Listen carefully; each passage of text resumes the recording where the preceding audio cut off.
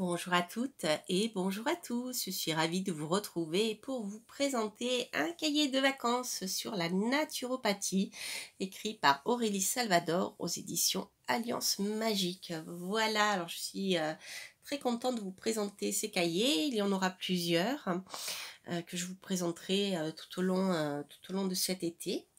Et donc celui-ci, naturopathie, je l'ai trouvé extrêmement pertinent et très bien fait, j'ai appris énormément de choses. Donc pour ceux qui me connaissent un petit peu, qui connaissent la chaîne, vous savez que je suis très très proche de la nature et tout ce qui est en lien avec elle. Donc c'est vrai que je trouve que c'est un bon outil pour apprendre à préserver son énergie et son équilibre dans notre corps, justement, pour garder eh bien, votre santé qui est précieuse, les amis. C'est un petit peu comme voilà, la naturopathie, en fait, si elle prend en compte le fait que votre corps a un équilibre naturel et que tant que cet équilibre est préservé, eh bien tout va bien, et quand le déséquilibre se met en place, c'est là que eh bien on est plus sensible à plein de choses qui nous entourent. Donc ici c'est vraiment, je dirais, un guide pour rester en bonne santé, on va dire. Voilà, donc on est vraiment avec la naturopathie dans l'esprit aussi, déjà dans comment dire, les soins ancestraux, en fait, tout simplement. Et puis on est dans une approche aussi holistique de l'être humain et de sa santé, bien sûr, puisque l'être humain est fait d'un corps physique, d'un corps psychologique et d'une partie spirituelle, et tout ceci est perpétuellement en lien. Voilà, donc avec ce livre, vous apprendrez à mieux vous connaître et bien sûr à mieux conserver votre énergie et votre équilibre naturel. Voilà, donc comme l'auteur nous le dit, nous sommes programmés pour être en bonne santé, et ça s'appelle l'homéostasie, cette fameuse équilibre. Alors ce que j'ai beaucoup aimé dans cet ouvrage, c'est que donc l'auteur explique bien certains mots dont vous en avez certainement entendu parler, hein, comme le terme par exemple holistique, comme le terme homéostasie, comme les humeurs qu'on retrouve aussi en médecine astrologique, enfin en médecine, oui, dans la médecine de Paracelse, hein, puisque c'est la base des 4 humeurs, hein, Paracelse justement à travailler avec ces quatre humeurs. Donc ça c'est un domaine que j'ai retrouvé, que je connais bien, hein, d'ailleurs que vous retrouverez aussi dans mon cahier sur l'astrologie, puisque je l'aborde, les humeurs, hein, et voilà, mais à travers l'astrologie. Et comme quoi tout est lié, hein, les amis. Quand on commence à rentrer dans je dirais, des champs humains anciens, tout se rejoint. Donc voilà, j'ai trouvé ça intéressant, c'est quelque chose qui m'a beaucoup parlé. Et bien sûr aussi l'auteur parle des causes profondes. Par exemple, lorsque vous avez quelque chose qui ne va pas, je sais pas, que vous avez du mal à dormir, c'est quelque chose qui est assez fréquent, hein, d'ailleurs, hein, dans notre société, eh bien la naturopathie va vous aider à trouver les causes profondes et à les guérir, ces causes profondes, parce que tant que vous soignez la manifestation de quelque chose qui ne va pas, vous ne soignez pas la cause profonde, et donc vous rechutez sans arrêt. Vous voyez, c'est un peu le cercle vicieux. Donc voilà, j'ai trouvé ça intéressant, je trouve que c'est bien expliqué. Alors, il y a plein de choses que j'ai aimées, comme par exemple les organes liés à la saison. Donc chaque saison, il y a un organe qui est beaucoup plus sollicité, hein, qui est beaucoup plus importante. Donc l'auteur va vous proposer certaines cures, etc. Ensuite, qu'est-ce que j'ai appris d'autre? J'ai entendu parler, des solutions aussi qui sont très intéressantes sur le plan énergétique. C'est alors en anglais c'est le earthing, c'est le fait de marcher les pieds nus, hein. Donc l'auteur vous explique tout ça, il y a pas mal de choses. Et bien sûr vous trouverez aussi des huiles essentielles pour faire votre petite trousse de voyage, pour vous aider à solutionner les petits bobos du quotidien, c'est-à-dire bien les coups de soleil, pour vous protéger des piqûres d'insectes, pour les soigner, etc., etc. Donc je trouve que c'est super pratique pour cet été. Voilà. Alors, donc moi, ce que j'ai bien aimé dans ce cahier aussi, outre ce que je vous ai déjà dit, c'est l'approche des huiles essentielles aussi par rapport au tempérament. Comment, par exemple, les organes d'élimination qu'on appelle émonctoires, voilà. Quelles plantes peuvent vous être utiles pour les aider à travailler, donc bien à éliminer ce pourquoi ils sont conçus, hein, puisque ce sont les organes comme le foie, les reins, etc. Donc après, l'auteur va vous donner plein d'exercices super sympas à faire, comme les eaux infusées, le pouvoir des plantes dans le cas des infusions, les décoctions, les macérats que vous pouvez faire, des recettes justement contre les insomnies dont je vous parlais, puisque l'été c'est le moment où on peut un peu plus dormir et se reposer. Et ce que j'ai bien aimé aussi, c'est certaines précautions donc, que l'auteur détail en fait, parce que c'est certaines plantes, si vous voulez, que vous ne pouvez pas utiliser trop longtemps en fonction de votre état. Voilà. Par exemple, je pense au millepertuis qui est assez, c'est une plante qui est assez particulière lorsque vous l'ingérez, même sous forme de tisane, hein. Voilà, donc l'auteur vous explique tout ça. Je trouve que c'est super intéressant. C'est rigolo parce que pour la petite histoire, en lisant le cahier d'Aurélie, je me suis rendu compte qu'en fait on était complètement en phase sur le plan de notre, je dirais, de notre connaissance des plantes et des humeurs, hein, entre autres, hein. Mais voilà que finalement, voilà, tout était lié. C'est vrai que, comme je vous le disais, dans mon cahier sur l'astrologie, je parle aussi de certaines plantes comme le millepertuis, etc. Voilà les amis. Alors, donc, je vais vous présenter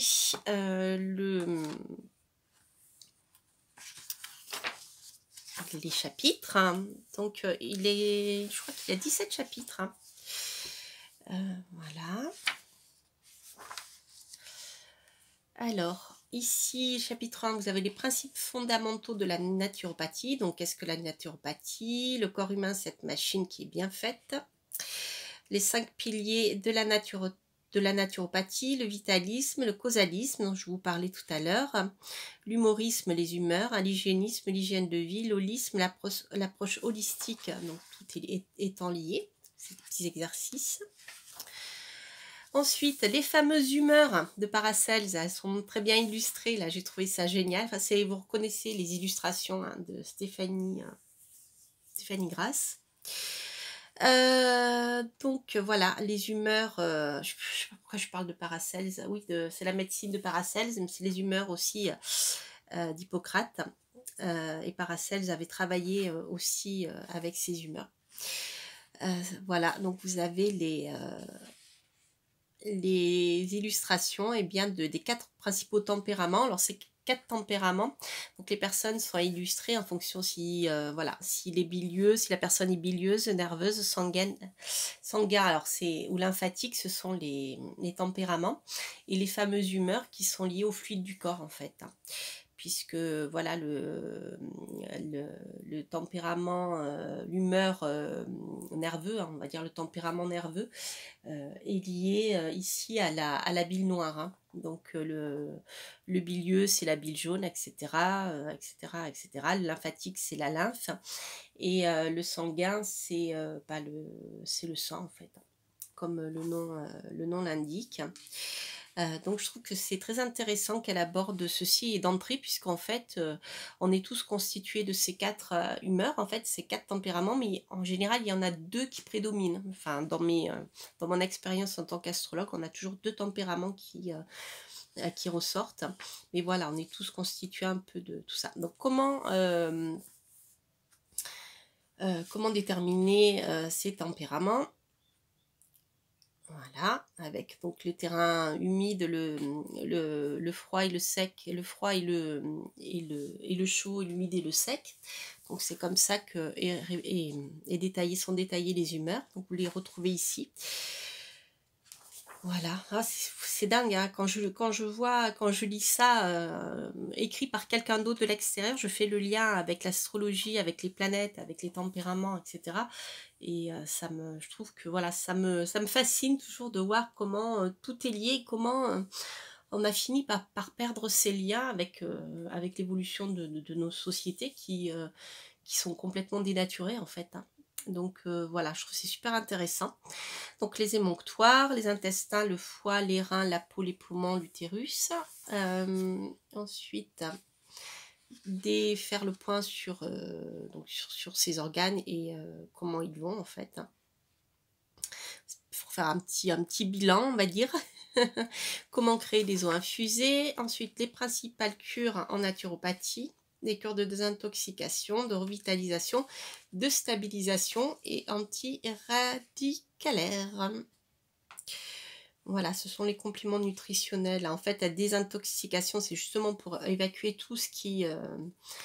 pour purifier votre organisme, en fait, hein. Ensuite, pour revitaliser, c'est-à-dire redonner de l'énergie à votre corps, en fait, hein. Et comment stabiliser tout ça ensuite. Et puis avec la cure antiradicalaire, voilà, ce sont les compléments nutritionnels que vous pouvez prendre, comme par exemple les produits de la ruche.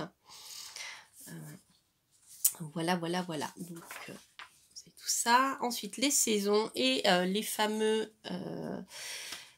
les organes donc qui sont rattachés. Donc par exemple le printemps c'est le foie en fait, hein, qui va être le plus sollicité, et c'est d'ailleurs pour ça que durant le printemps on va travailler à nettoyer et bien comment dire, le foie, hein. On va passer sur une alimentation plutôt légère et saine pour soulager le travail du foie. Donc voilà, c'est très intéressant.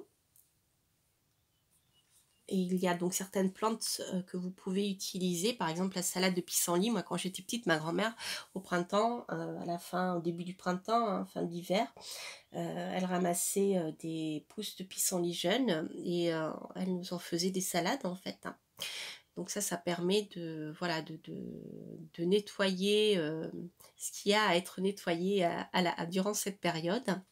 Je crois qu'en plus, alors sauf si je me trompe, et je crois aussi que le pissenlit est très efficace sur le plan, il a aussi, je crois qu'il a une fonction diurétique, et voilà, dans mes souvenirs. Donc vous avez aussi l'été qui va être abordé. Donc l'été, l'organe, ça sera le cœur. Voilà, donc des petits conseils pour améliorer votre circulation en fait, hein. Voilà, donc vous avez quelques exemples: l'œillet d'Inde, la mamélisse, la vigne rouge. L'automne, donc là, ça sera plutôt les poumons et le gros intestin qui vont être sollicités. Donc par exemple pour les poumons, eh bien voilà, vous avez des petits conseils, par exemple le thym en inhalation, etc. Les huiles essentielles d'ailleurs c'est très bien, hein, aussi pour le rhume, etc. Enfin voilà, l'auteur vous détaille tout ceci. Ensuite l'hiver, là c'est plutôt le rein. Donc le romarin est très efficace pour nettoyer aussi les reins. Voilà. Les queues de cerise aussi, c'est très très bien. Ensuite, vous avez la tisane de queue de cerise. Je repense des souvenirs qui me remontent en lisant ce cahier. Des souvenirs de quand j'étais petite, oui, parce que j'ai eu la chance de grandir beaucoup à la campagne, puisque ma grand-mère était agricultrice, donc voilà, est très proche de la nature, donc c'est des petites choses qui semblent normales pour moi, et voilà, ça revient, vous voyez, comme quoi la transmission, elle se fait par l'action, pas forcément par les mots, hein, par l'action quotidienne. Voilà, donc heureusement que nous avons les grands-mères et les livres, hein, et les éditeurs, hein, pour transmettre tout ce qui se perdrait sinon. Voilà. Alors, le chapitre 6, l'alimentation. Donc voilà, tout ce qui est les aliments frais et crus. Les bonnes associations. les manger les produits de saison, bien sûr. Les super aliments, donc des petits exemples comme la spiruline, le matcha, le kombucha. Le kombucha, c'est très très bien aussi. Vous avez plusieurs choses, hein, le pollen frais, la cérola. Voilà. Ensuite, le pouvoir des plantes. Donc là, vous avez des exemples d'utilisation des plantes avec les infusions, les décoctions, les macérats. Donc l'auteur explique un petit peu comment, enfin, quelle est la différence par exemple entre une infusion, une décoction, un macérat, les onguents, les sirops. Alors oui, j'ai trouvé des choses très intéressantes sur les sirops. Je finis de le lire hier en fait et voilà. J'ai des petites choses qui me reviennent en mémoire, hein, que j'ai pas forcément notées. Bien sûr, les huiles essentielles, etc. Donc tout ceci est développé, les hydrolats, les cataplasmes, la poudre de plante, etc., etc. Les lotions, les inhalations et les bains de plantes, la gémothérapie, les élixirs floraux. Donc vous voyez, c'est assez riche. Voilà. Donc avec les élixirs floraux, bien sûr, donc il y en a plusieurs, hein, mais les plus connus, je dirais qu'on en trouve facilement, ce sont les fleurs de Bach. Ensuite, voilà, l'hydrothérapie.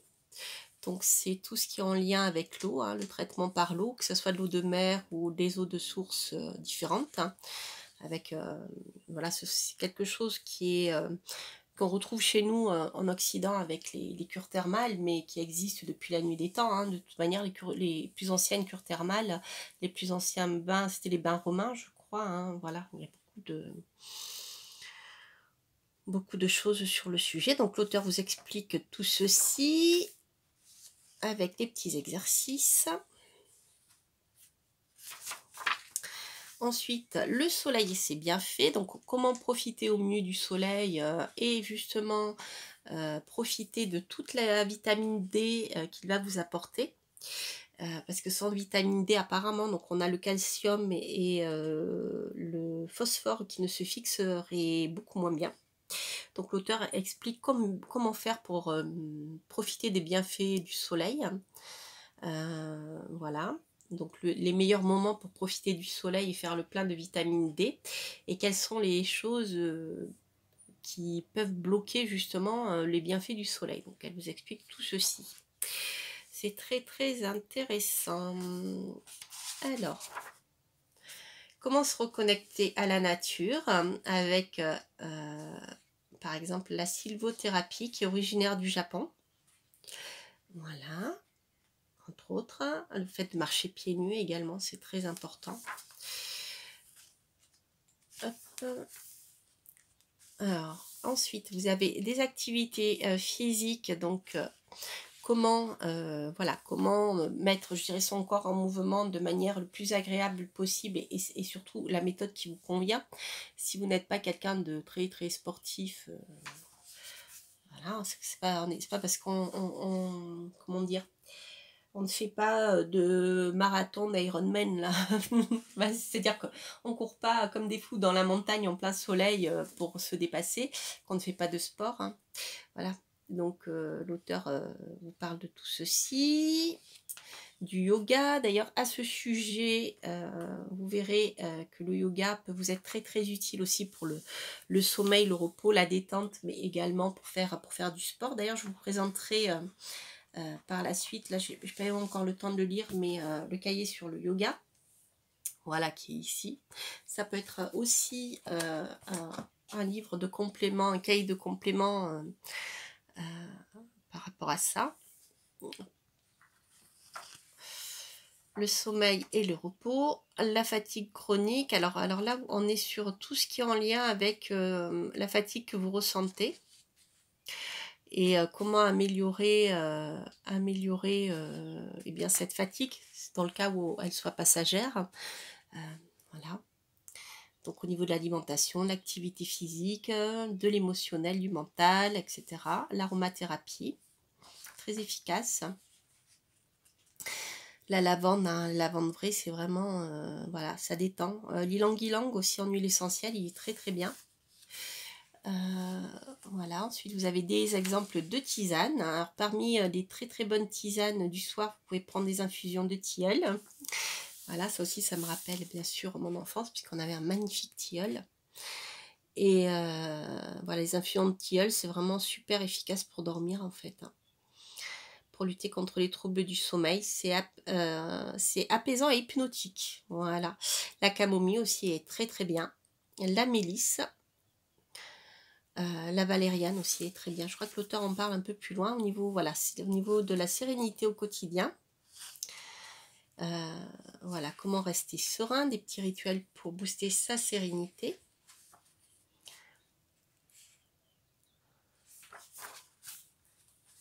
Des petits exercices. Alors, une des tisanes les plus efficaces contre l'anxiété, justement, c'est la tisane de millepertuis. Voilà, donc là, l'auteur vous donne des précautions particulières. C'est ce que je vous disais, parce que le millepertuis, c'est une plante qui est un peu particulière, mais c'est pas la seule. Voilà, il y en a d'autres, donc il faut faire attention quand même si ça reste une tisane, mais le millepertuis est particulier. Donc, consommez pas de millepertuis perforé si vous prenez des médicaments pour le cœur, un médicament inhibiteur de monoamine oxydase ou inhibiteur sélectif de la recapture de la sérotonine. Alors, moi, je ne prends pas de médicaments chimiques, donc il n'y a pas de souci. Mais voilà, je trouve que c'est super important de préciser tout ceci parce que les plantes soignent, hein. Les plantes, elles sont très actives, donc voilà, même si la médecine actuelle en a fait elle les a synthétisés pour essayer d'en faire des médicaments, voilà, mais bon, c'est différent. Voilà, en tout cas, les plantes sont extrêmement efficaces et c'est important de savoir qu'il y a certaines conditions où il y a certaines plantes qu'il ne vaut mieux pas prendre pendant une durée longue, par exemple. Voilà, mais ça, il faut voir avec le médecin, votre naturopathe, etc. Ensuite, chapitre 15, c'est le système cardiovasculaire. Voilà.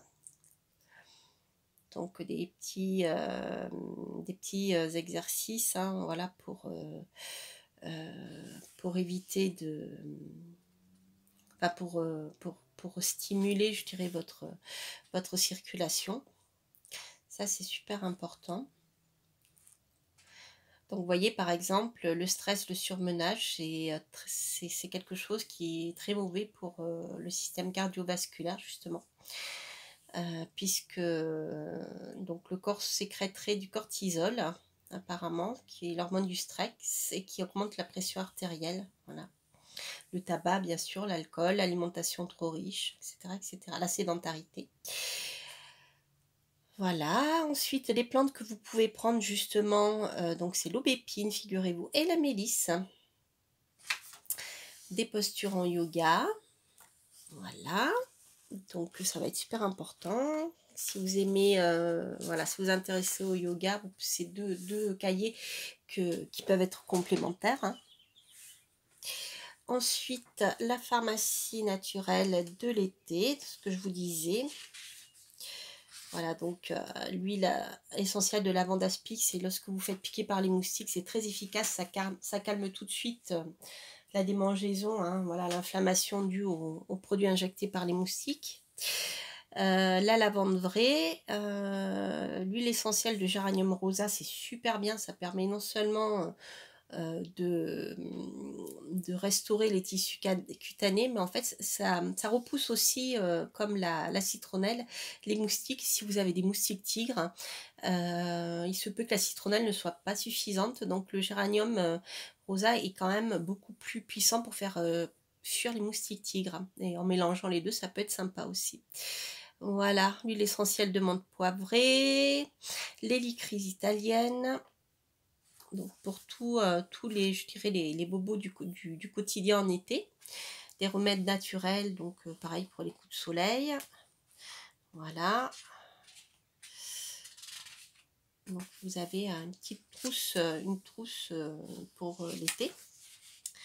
Le comment bronzer de manière naturelle et sans prendre de coups de soleil. Ensuite, Hop. Voilà, et ensuite vous avez les exercices corrigés à la fin. Voilà les amis, j'espère que cette review vous aura plu. N'hésitez pas à liker, à vous abonner si vous passez par là, à commenter. Quant à moi, je vous embrasse. Je vous retrouve bientôt pour vous présenter d'autres cahiers. Donc je vous présenterai le yoga, je vous présenterai également les guides spirituels. Si j'ai le temps aussi, je vous présenterai le cahier d'Alexandre Mosruck sur le Petit Lenormand, que j'avais acheté dès qu'il est sorti, j'avais sauté dessus. Et puis bien sûr, vous pouvez aussi retrouver la présentation de mon cahier sur l'astrologie.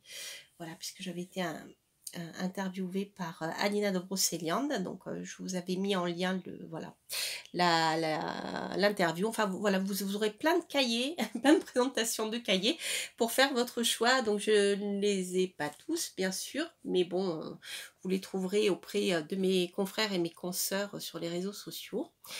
Et voilà, en tout cas, je vous embrasse, je vous souhaite de passer de très très belles vacances et je vous dis à très bientôt pour de prochaines aventures. Portez-vous bien. Bye bye.